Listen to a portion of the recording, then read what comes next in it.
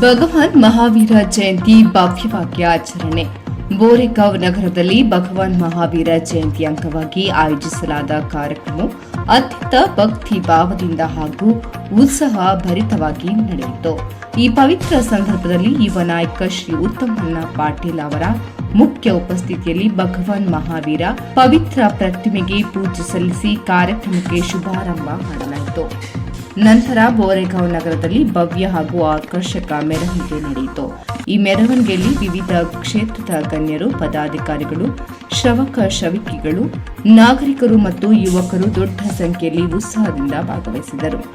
ಡೋಳ ತಾಶಗಳ ಘೋಷ, ಜಯಘೋಷ ಮತ್ತು ಭಕ್ತಿಮಯ ವಾತಾವರಣದಿಂದ ಸಂಪೂರ್ಣ ಬೋರೆಗಾಂವ್ ನಗರ ಭಕ್ತಿ ರಂಗದಲ್ಲಿ ಮಿಂಚಿದವು. ಈ ಕಾರ್ಯಕ್ರಮದ ಮೂಲಕ ಅಹಿಂಸೆ, ಸತ್ಯ ಮತ್ತು ಮಾನವೀಯ ಸಂದೇಶ ಸಮಾಜದಲ್ಲಿ ಮತ್ತಷ್ಟು ಬಲವಾಯಿತು. ಮಹಾವೀರ ಜಯಂತಿಯ ಹಾರ್ದಿಕ ಶುಭಾಶಯಗಳು.